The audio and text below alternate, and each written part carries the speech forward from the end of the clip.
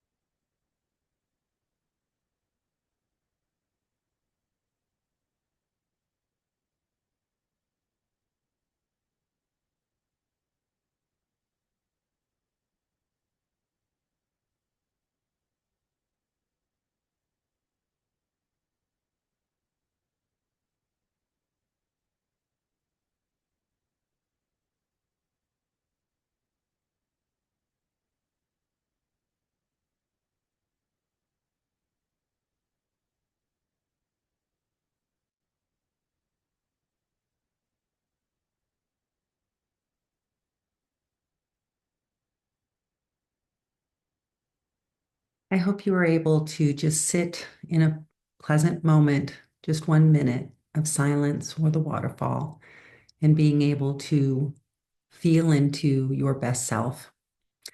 I wanted to start today by sharing that I know many of you know that I am part of the lead online business program at the Graduate School of Business. I'm a contract facilitator that helps to mentor different students through the program. And I recently re-noted the tagline in the program or the goal. The goal of this course is to change the way you think about your life. And as I reflect on that and the content that is different but similar to what I'm teaching in this class is really about getting to know ourselves and to change the way, to be open to an evolution of the way we think about our lives. I hope that you've begun to create this vision of your life, to put you at your best as a vision for your best life.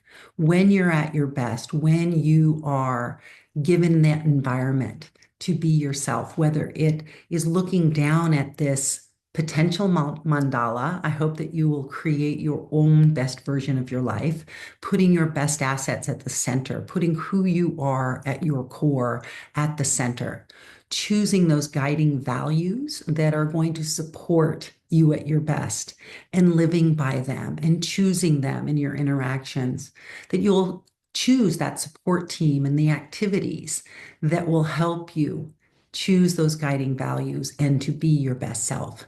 And of course, we want those nice to haves, but they're a little bit further out because they're not what bring us happiness. It's not the material things that bring us happiness.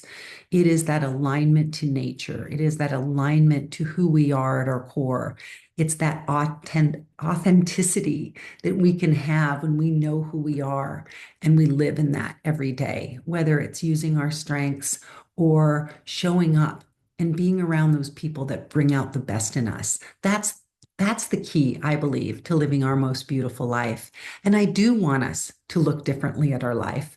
In this graph, it's just a flat model of what your life can be. You can add dimension to it. You could put a big heart or a star in the middle of who you are at your best. It doesn't even need words. It can simply be a representation of how you want to live your life and how you want to support you at your best. And I do think it's important to put the must not haves on the outside as a reminder of those things that can disrupt your best life. I've known for years that with a family history of alcoholism, that the one thing that I absolutely knew could destroy my life. And I didn't know how. When my dad got his DUI, I thought maybe that was the beginning of a real struggle. I was so thankful no one got hurt. But I've been knowing for a while that the one thing that could really just derail me was alcohol. And recently, about a month ago, I've just decided it's not an important part of my life. That doesn't mean I'll never have a drink again. I certainly will toast at my children's wedding. If we're having a toast, I will certainly be part of celebrations, but it is no longer part of my normal vocabulary, what I want. There's no temptation because I've decided that it is what could potentially disrupt me. And I want to spend my time focusing on who I am at my best, on my guiding values, on those things that support me at my best, not at those things that could derail me. And so taking it out of the equation has really been freedom, evolving, and a really wonderful place to be. As you think about your life differently, whether it is creating this mandala, or even creating a more structured idea of putting your best self on a pedestal, putting your best self on a place where you can most efficiently nurture it, that you can create an environment that you are proud of, that you're excited about taking care of this rock that's at the top of this. Whatever the vision is, you might look at your life as more of this center of who you are at your core, that you can protect it with all those other layers to your center. You can look at it in different ways as you look at nature and realize that so many of the beautiful flowers in nature are just simply representations of who we are at our core, that alive being at the centeredness, that aliveness. And then as we grow and we share that beauty with the world, I believe at the core, it's an opportunity to really truly love ourselves, to create those environments where when we are at our best, we do give freely. When I'm at my very best and I'm not feeling insecure and I know who I am and I know what my message is, there is no room for selfishness because I'm freely giving of who I am and I feel whole. And that is available, I believe, to all of us.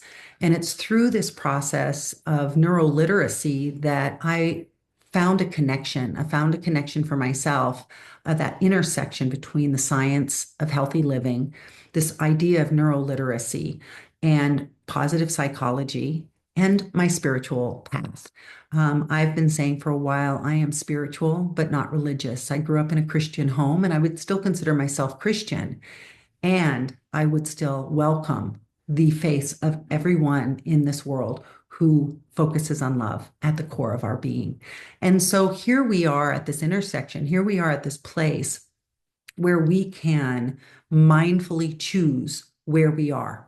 We can choose to look at our lives from above the line in a place of curiosity, in a place of gratitude. And again, those are my top two ways to stay above the line. When I'm in gratitude, when I'm in curiosity, it is very difficult to be below the line in gossip on any given topic, whether it's a person that I'm frustrated with, if I can go back to curiosity about the actions, if I can go back to gratitude for who this person is, I can get myself back above the line.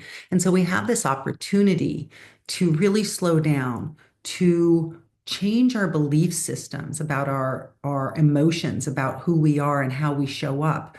That instead of waking up and saying, well, I'm in a bad mood today and there's nothing I can do to fix it, which many of us have been conditioned to do. I had a family members who, when they were in a bad mood, it just, I could bring donuts and I can bring whatever might make the situation better, but it was an outside task to change the situation. And so we as individuals, I believe, are going to find our most success in life when we determine our operating system, start to understand it in a way that we can start to live fully above the line, no longer being fearful of our lives in any way. We're not afraid for our physical needs, our safety needs, our love and belonging needs. We are in a journey of simple curiosity for whatever what is, whether it's Byron Katie's loving what arises or loving whatever it is, that we can get into that place of curiosity, knowing at our core that it does not serve us to be below the line. And as a reminder, being below the line isn't just being snapping at people and yelling at people or fighting barbarically or threatening to put our finger on some nuclear, bomb.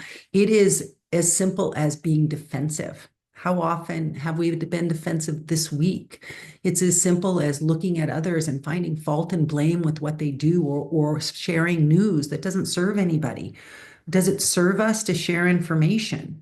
Unless it's serving a purpose to support somebody, it really doesn't. Are you interrupting the flow of somebody else by sharing information? If what we truly want in life is to find this place above the line and flow, then our activities, whether it's texting or calling someone at work many, many times a day and interrupting their flow, or whether it's interrupting somebody and cutting somebody off on the freeway, we are impacting someone else's life. And unless we start to understand how that energy impacts us, we can't understand how it impacts others in our lives. And so every time we go into that place of fault and blame, we invite others to be below the line with us. We get ourselves into this place of gossip. It's really easy to start rationalizing and justifying when we get pulled below the line.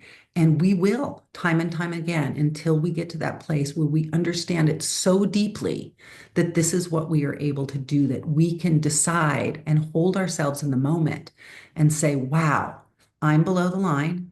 I've been here for a while, maybe a day or two, maybe longer, and I no longer want to be here. I want to be in a place where I'm moving forward in my life and I'm bringing my best life forward for me and my family.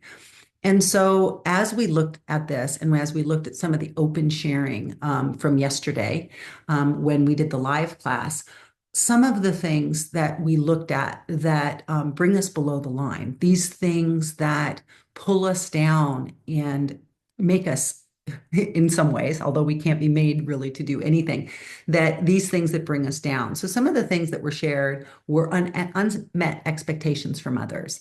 And I would encourage you, and you will find that I'm very frank in what I talk about things. And I like when it's anonymous like this, because then my hope is nobody will take it personally because I have no idea who these comments are coming from. And I love that.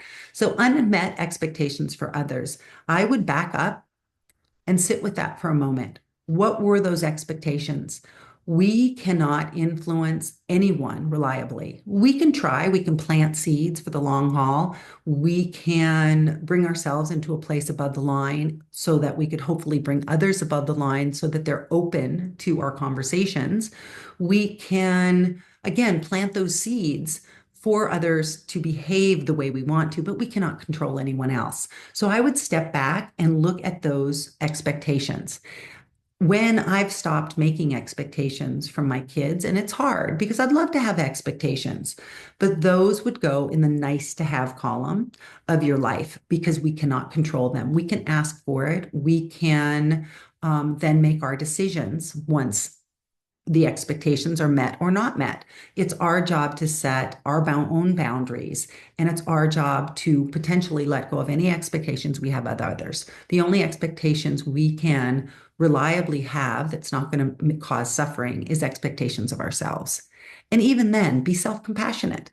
Find a way to live above the line and let go of controlling others, because control is one of the surest things to get you below the line. So watching news coverage is always a bad idea, especially if you're vulnerable to going below the line. Comparing yourselves to others and being behind. One of the most beautiful things about this is that you can, in all confidence, enjoy the journey. I'm 58 years old and I'm just discovering this most powerful thing of my lifetime, where even a couple years ago, I was thinking to myself, I've had such a great life. I can't imagine it getting better. And, I'm really just content. and kind of dreading the next 30 because what am I going to do? I know that I get bored every 2 years.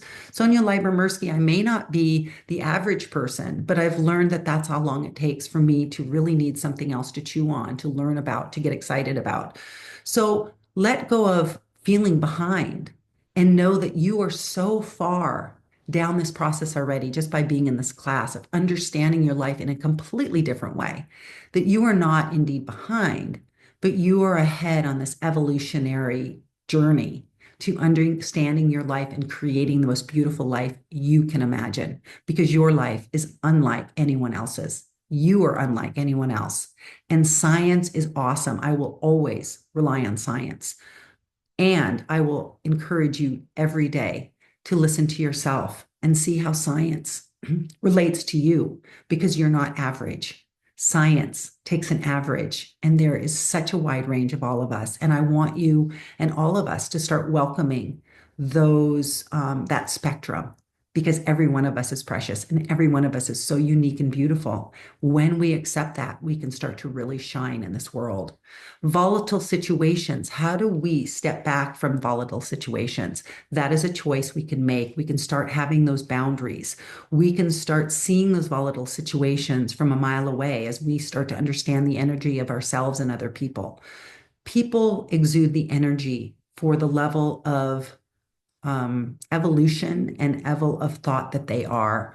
When they're lashing out, they simply do not know the negative impact of their actions because we all remember things that are connected to strong emotions. So if we're in a situation we're startled, we feel demeaned, we feel less than respected, and that's an emotional charge for us, we will remember it. And our opportunity is to change the story around it. So step back from the volatile situations, look at how you got yourself there in some ways, and even if it's of none of your doing, you can choose next time to look out for that and to change the course. You can create that protection around the best of you so that you can show up at your best more often. Certainly unsolicited advice on what others think you should and shouldn't do. Let them give advice. It's actually interesting. If we get curious about it and start to wonder where that advice is coming from, it's oftentimes insecurities they have that they're projecting onto us.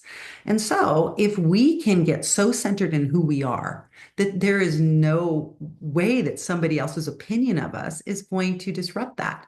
We are going to stay centered because we have such confidence in our own power, in our own ability to choose, in our own ability to set boundaries, because we are clear on who we are at our best. We are clear at the values that we hold dear and that we will no longer allow ourselves to be impacted negatively by situations that we can step away from.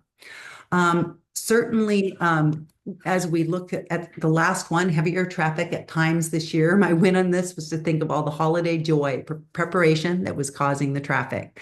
So as the last open sharing for now, yes, thank you for reframing that. And anytime we find ourselves in a situation where we're triggered, where as long as we're safe, right? As long as we're not being physically in danger, if we are being triggered just emotionally, how can we reframe it to get ourselves back above the line? And again, curiosity and gratitude are the most simple. And if you can just untangle yourself from the trigger and get curious, life is going to get a whole lot more fun. So here we are, hopefully living this place where we're enjoying life above the line, that we are feeling secure in our physical needs, even if it's not where we want it to be, even if that home, even if that living situation isn't exactly the way where it is, or that our health isn't where it is. If we start to love ourselves unconditionally and we start making choices that protect the best of us, you will start to see people wanting to be around you, people wanting to help you with your projects because you're exuding such beautiful energy. The people are drawn to you, and there is science behind this. So when we have this energy, when we start to understand our power, that's what's inside of us, we have this heightened ability to get things done. And this ability to get things done permits us to change lives, to change organizations, and to change the world because we now have the energy, the surplus to not only care for ourselves and our family, but we can share it with others to give us greater control over our work and our lives. And what that really is power, right? Power permits us to change lives, organizations, and change the world. Being happy and peaceful, but not sharing what we know is not power. Power is our ability to change the world by influencing and planting seeds for good. Too many people are using power for the wrong reasons. And I believe that those in power have wanted to make power a bad word so that those of us who follow would be willing to let it go. And it's time for us to all claim our power because each of us have power within us. It's not for somebody else to give us a title or a platform to speak. It is up to us to get to know ourselves. And when we are so clear on what we believe in and so clear on who we are as a person, then we can freely give that gift and we can feel that power. I love Jeffrey Pfeffer's 7 rules of power, and we will look at them just briefly because I believe they are important. First of all, just getting out of our own way. We can break the rules. Again, if you knew that you had a message that could change the world, if you could limit suffering and help other people limit suffering, and that is what I believe we are learning here, is how to limit our own suffering and teach others to do the same, to start to understand our evolution is about peace. It's about bringing peace not only to ourselves, because that's the only way we can change the world, one of us at a time, is to bring that peace into our own selves so that we can start helping others eliminate the suffering in their own lives as well as we understand our ability to change the chemistry in our bodies. We will break some rules, not the rules to hurt anybody else, but some of the rules that tell us that we can't change the world, that the world is a dangerous place. We're going to break the rules that say we can't speak up on our own, the rules that have been governing our social status. Right now, what I feel is that to break the rules means to stand up and be heard, to stand up and speak our minds in the most loving, gratifying way to help everybody else in the world. That we are going to break some rules, not to harm anyone, but to step up and be heard. And I know for me, women are not usually in a place of teaching this sort of thing. Women are not usually the ones teaching the rules of power. Women are not usually the ones that are speaking up about spirituality. That's the rule I'm willing to break. And I'm going to continue to speak up on this. I'm willing to appear powerful because I believe I am, and I've found that power within myself. I want to build a powerful brand. I'm not exactly sure what that is yet. Living Well USA has become our brand. It's how I want to be seen. And yet, this message, I believe, is important for anyone in the world. That I will continue to network relentlessly because I believe in this message. I will use my power for good. And that is my commitment to my students and to anyone willing to listen. And that I will not do anything to get this message out, but I will do anything in love to help others succeed. And so, what is your personal brand? This is becoming my personal brand, even though I don't um, have a name for it. But teaching neuroliteracy and our ability to retake our power for good, I believe is becoming what my brand is. And I appreciate those of you who are on the journey with me discovering yours for good, because I believe neuroliteracy, I believe this alignment to our energy, to the energy of nature, to positive psychology, and to science. All of these things together come at this intersection that can help whatever it is that you do. Do what do you do best and understand yourself to make yourself shine even brighter. So, how do you want to be known in this life? How do you want to show up? It's a beautiful place to think about this. It's a beautiful time to think about it. And what does this imply about what you need to do differently in your life? What might you do differently as you go into 2025 and start to look at your life in a whole new way. I hope that you will create a vision for yourself. A vision is simply the ability to see your work and in life in a way that is personally meaningful, stimulating, inspiring, and fulfilling and in alignment to who you are. That you are growing into this vision for how you want to live your life, how you want to feel on a daily basis.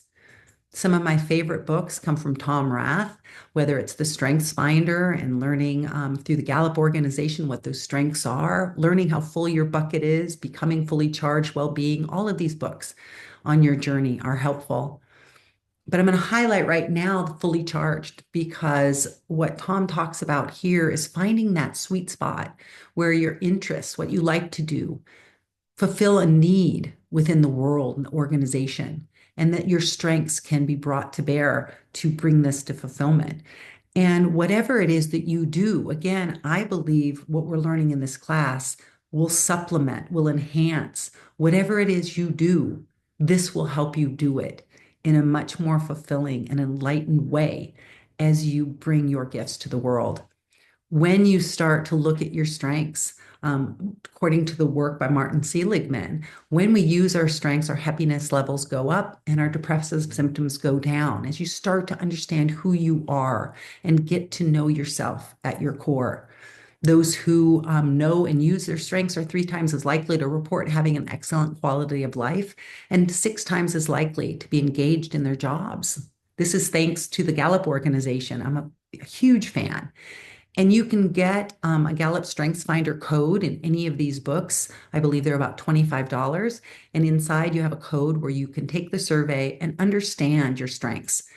There's 34 strengths. I only recommend, honestly, to do the top 5 version, not the 34 version that gives them to you in a full list of in rank order of how you show up. What I've seen over and over again is when you have a list of 34, so many of my clients want to focus on the bottom few. There's always going to be a bottom few. Focus on what you do best. Focus on your top 5. And I promise you, it will bring you delight in your life because it will help you engage in your job in a whole different way. And if you want ideas on that, I love mentoring people through their journey and understanding their strengths, and happy to do that with you as well. So our strengths really are talents. And so what the Gallup survey, I believe, actually shows is what those talents are, those naturally recurring patterns of thought. So it's really now discover your talents.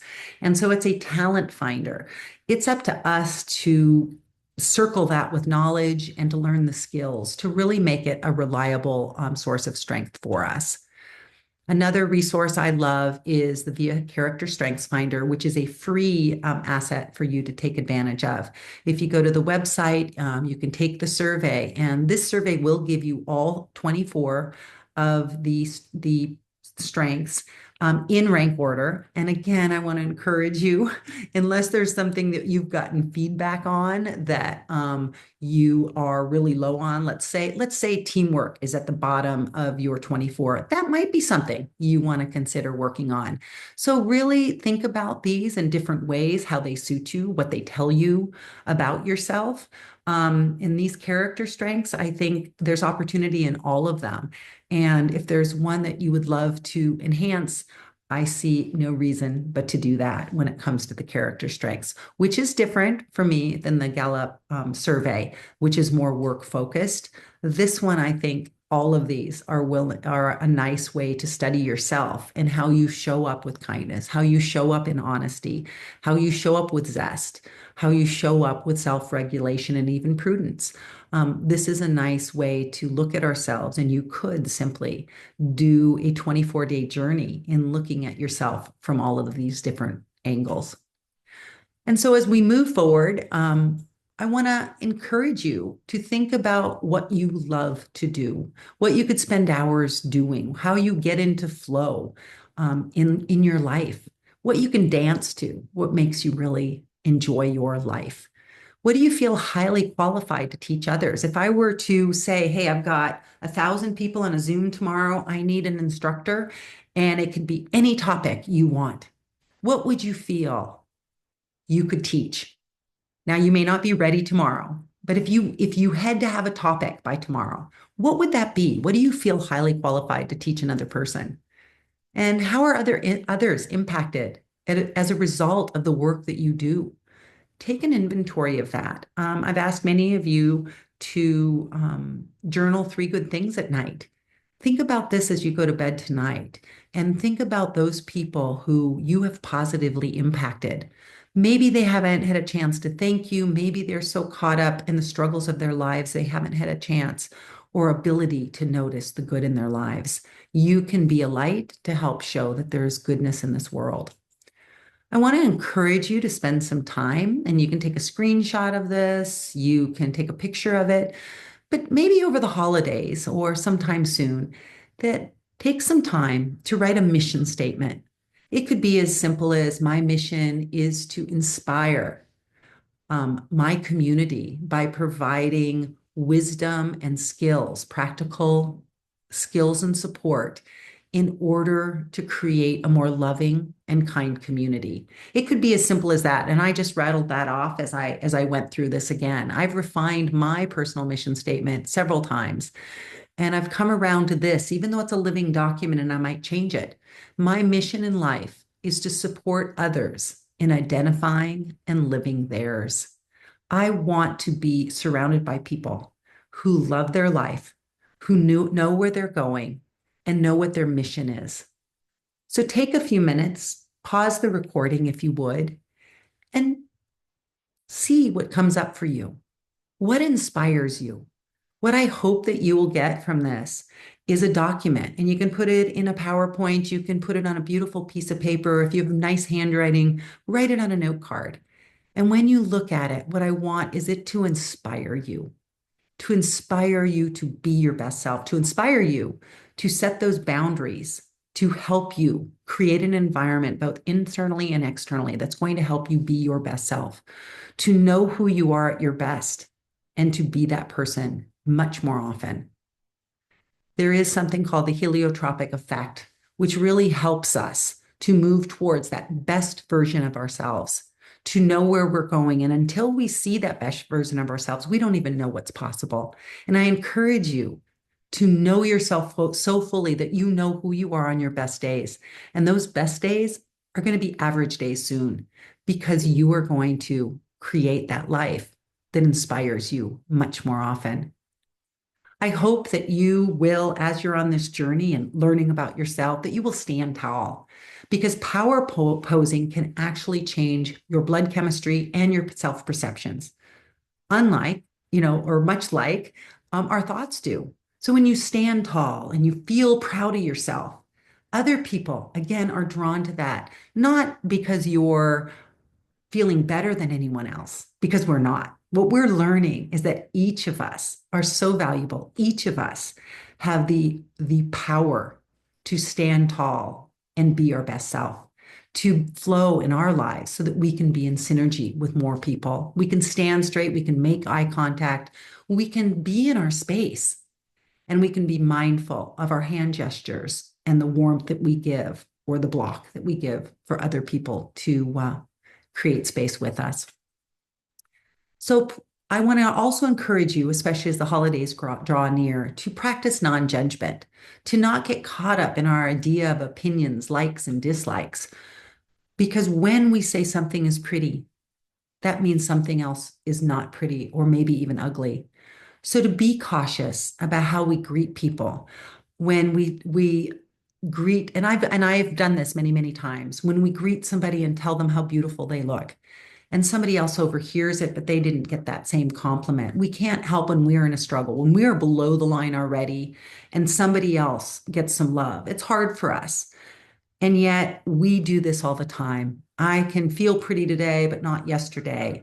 When somehow, if we can find a way to accept all that arises and just love all that arises, and to find that silver lining in whatever it is, that we can create a place where we are less likely to go below the line in gossip, in judgment of ourselves and other people. What if we can just observe, to love, to create space for opportunities for growth, and to release any ability or willingness or attempt, I should say, to control anybody else. And so really, this journey, as I've said before, is our willingness to accept ourselves unconditionally. And when we do that, we can be more compassionate with ourselves and others. We can be curious and growth focused and willing to admit mistakes in our lives. We can be confident in who we are and our authentic selves and not wondering and using up brain power, wondering how we show up or what we should think about a certain topic, that we get to know ourselves so well that we are comfortable in relationships and sharing who we are authentically. That when we look at this work by Kim Cameron, and most of us look at normal, most of us look at the research, most of us look at, okay, what is normal? Let's just be efficient and profitable and healthy, and that's good. I want us to think into what he calls the positive deviant category, a place where we have vitality, we're living in flow, we're generous, we are excelling in this excellent way, that we are finding our life extraordinary, that we know perfection might be that one I'm going to let go of. Imperfectly perfect is what I would call that. That we are flourishing, that we are stepping up and finding things in a more energetic and beautiful way. And last but not least, I want us to consider as we go into the next couple of weeks, what are you willing to let go of? What are you willing to let go of that no longer serves you? Now, we can say things like, well, I'm going to let go of fear, or I'm going to let go of what I care about, what other people think. And what I would say is the moment, our subconscious doesn't hear the negative. And so you do care what other people think, and you do live in some fear, if that is your words. And so I would encourage you to think very hard about the words we use. Not very hard, well, not think very hard, but to consider the words each of us use.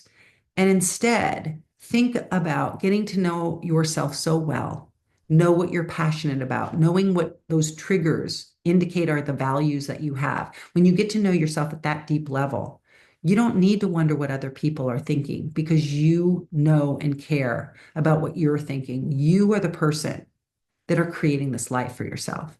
You are the person that gets to understand yourself. And when you know and love yourself to such an extent, then you will start to be that cheerleader for your best life, that you will create those opportunities for yourself, that you will live in those values. You will surround yourself with those people because you know exactly where you want to go. If you woke up this morning or you wake up tomorrow morning and you have the clearest vision for your beautiful life, if you start to see the golden threads that have run through your life, as I have, the opportunities to do the things that you love, and you are so happy because you can share your gifts freely. When you start to feel that flow in your life, you won't wonder what other people think because you've arrived at a place of continual learning, of rising, of recognizing your value and understanding who you are. I welcome you to this little playground of neuroliteracy and really taking advantage of this opportunity to evolve and create your most beautiful life. Thank you.